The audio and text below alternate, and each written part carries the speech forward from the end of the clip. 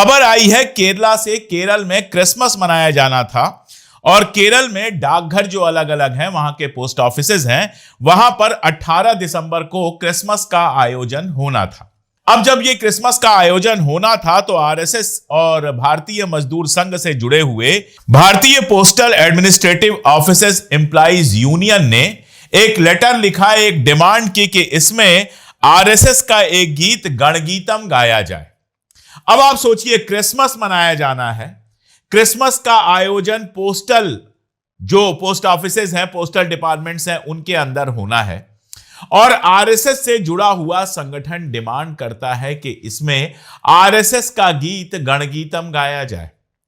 आप जरा सोचिए कि कहीं होली मनाई जा रही हो और वहां यह डिमांड किया जाए कि ईसा मसीह से जुड़ा हुआ कोई गीत गाया जाए या किसी ईसाई संगठन का गीत गाया जाए, या ये कोई डिमांड करे कि दिवाली का आयोजन होना है, उसमें कोई इस्लामिक सूफी कोई गीत गाया जाए। कुछ समझ में आता है? कोई मतलब है इसका? वैसे भी सरकारी डिपार्टमेंट में जब त्योहार का आयोजन होता है तो वो धार्मिक त्योहार नहीं रह जाता है, वहां धार्मिक गीत नहीं गाए जाते हैं, कार्यक्रम आयोजित होते हैं, उसको मनाया जाता है और उसमें सारे लोग शामिल होते हैं। लेकिन आप जानते हैं पोस्टल सर्विसेज केंद्र सरकार की होती हैं, तो केंद्र सरकार के पोस्टल ऑफिसेस के आयोजन में आरएसएस ने अपनी चलाने के लिए आरएसएस का गणगीतम गाने के लिए अनुरोध किया। अनुरोध क्या किया? आदेश दिया। अब जब यह आदेश आया तो उसका विरोध होना शुरू हो गया। वहां जो सीपीएम के नेता हैं और जो राज्यसभा के मेंबर हैं जॉन ब्रिटास, उन्होंने केंद्रीय संचार मंत्री ज्योतिरादित्य सिंधिया हैं, उनको एक लेटर लिखा और कहा कि भारत में क्रिसमस केवल एक कल्चरल अवसर नहीं है बल्कि आस्था, समावेशन और सद्भावना का मामला है।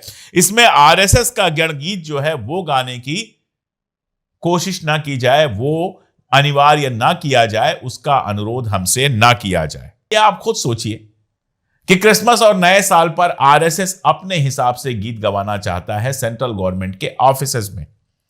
अब ये डिमांड हुई तो होना क्या चाहिए था? होना तो यह चाहिए था कि केंद्र सरकार और सिंधिया इस पर विचार करते और विचार करने के बाद कोई फैसला लेते, रोक लगाते कि भाई क्रिसमस और नए साल पर गणगीतम कैसे गाया जा सकता है, इस तरह की जिद करना बेकार है। लेकिन आपको पता है सिंधिया साहब ने और मंत्रालय ने क्या किया?